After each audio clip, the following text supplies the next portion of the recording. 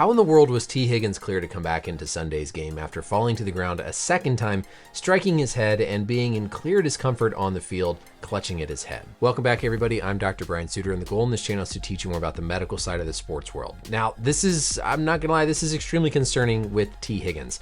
Higgins, of course, was in concussion protocol with a concussion from, I believe it was 1 or 2 weeks ago, came back and is back in concussion protocol now for the second time after reporting symptoms delayed after the game against the Buffalo Bills. And this is a terrible look at face value. We'll talk about how this could have happened, what might have gone wrong, but when we all saw a replay of Higgins grabbing at his head after clearly smacking the back of his head against the field, but then coming back into the game the second time that he was checked for a concussion or a head injury, this is a terrible look, and I think we absolutely need to figure out what happened here and make some changes and just think about this better. This was the first play in the second quarter when Higgins went up to make this catch, and as he comes down to the field, you can see the backside of his head just smash really hard into the ground. This is in and of itself enough that can absolutely cause a concussion.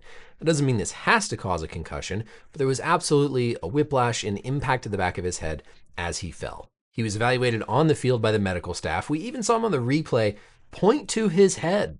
So like he's telling us in this moment that it's his head. We saw this on the replay. I don't know if the medical staff on the sideline saw this or not, but I don't know how much more clear you can be about concern for a concussion when a player in their first game back after a concussion hits the back of their head, needs evaluated on the field, and is pointing to his head because he's worried about his head. You don't do this unless you as the player are worried about your head and say it's your head. Higgins went into the blue medical tent, was evaluated for a head injury, and per the review that's been, I guess, since instituted and stated by the league, was cleared for a concussion and, of course, allowed to return. The second time it happened in the fourth quarter, and we saw him go to the sidelines. I didn't clearly see him go into the medical tent. We can see him here wandering around on the sidelines.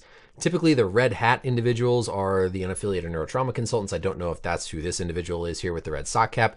Did not see him go into the medical tent. He might have, but then, of course, still came back into the game. And then, sure enough, after the game, reports symptoms, is placed in concussion protocol. So what happened here? Where did the system, if it did, fail T. Higgins?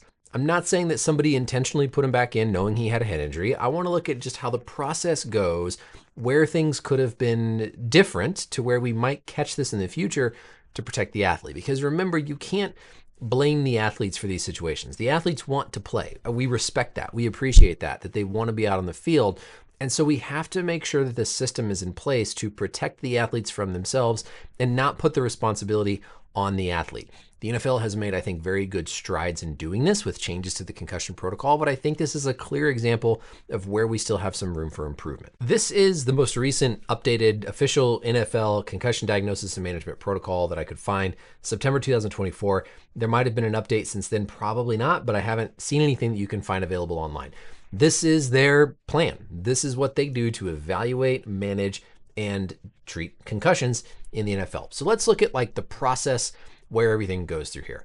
I think the first part of this that's interesting are these potential concussion signs. So things that you observe that I agree are potentially related to a concussion.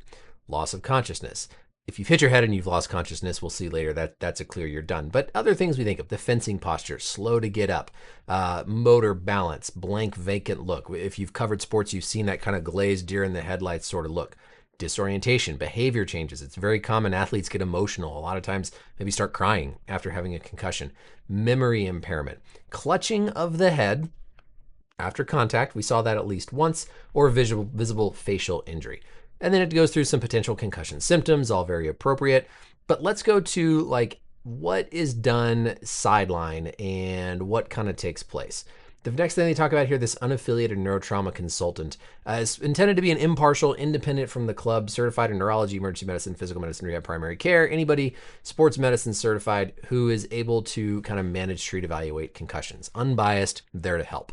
But what's very important here, because I think these are presented as this person makes the decision. This person does not make the decision. In fact, they specifically say in there, the unaffiliated consultant may present his or her own questions or conduct additional testing and shall assist in the diagnosis. Regardless, the responsibility for diagnosis of concussion and decision to return remains exclusively with the professional judgment of the head team physician.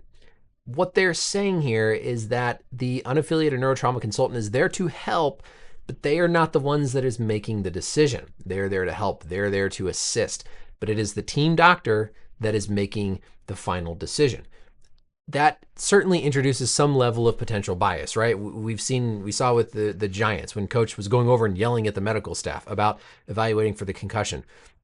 It's important because the team doctor needs to be responsible. You assume they're going to have the best intentions. They know the athletes the best, but just very important to understand that that unaffiliated consultant is not the one making the final decision. They're there to help. They're there to weigh in. They're there to assist because they have unbiased expertise, but it is still on the team physician who says you're out or you're going back in.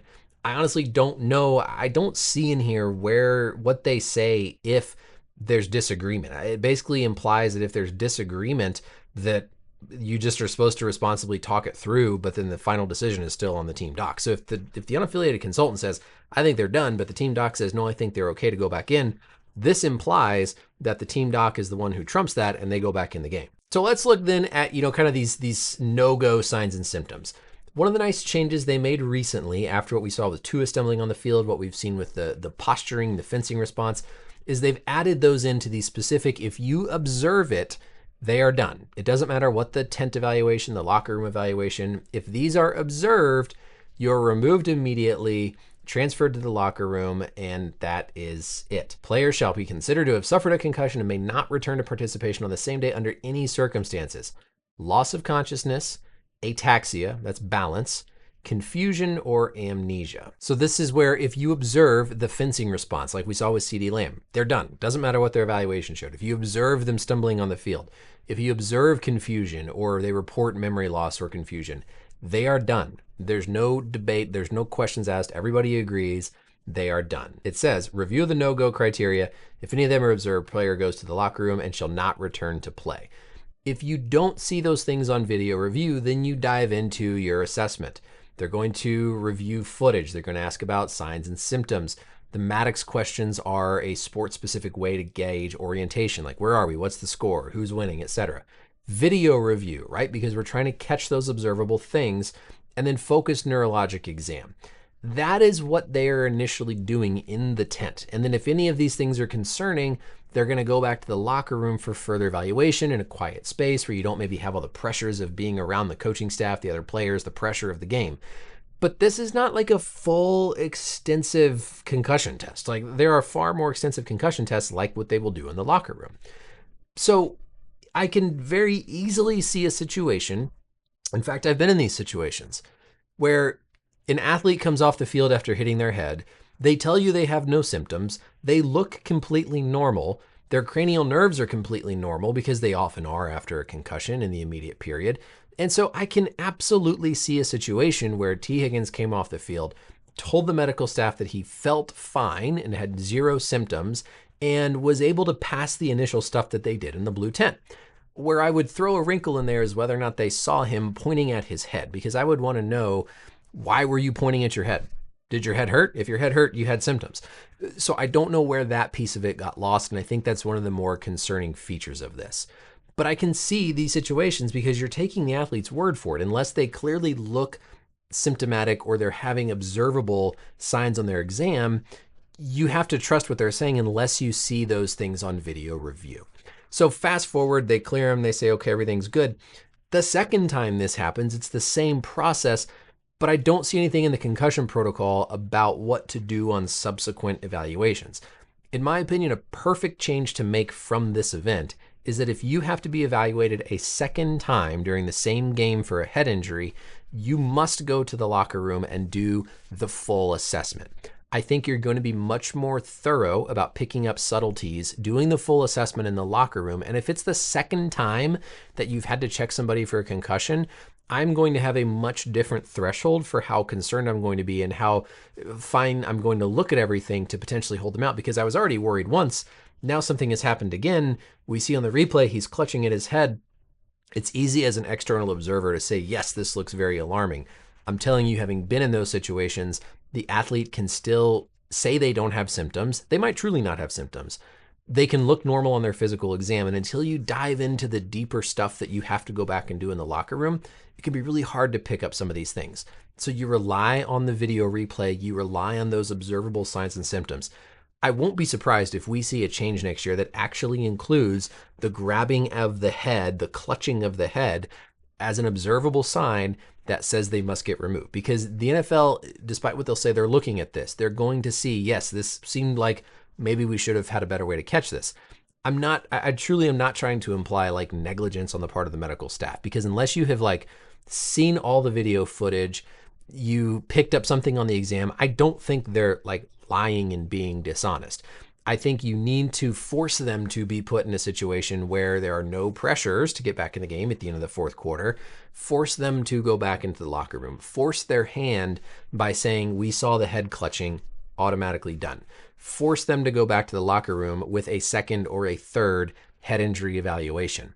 That's going to allow them to have more time, allow them to use their knowledge and their skills to be better equipped to pick up these concussions. Because I can guarantee you, the heat of the moment, that quick little sideline evaluation is not going to be perfect. And so we can't put all this blame on the medical staff that was there and say, well, they screwed up, they missed it.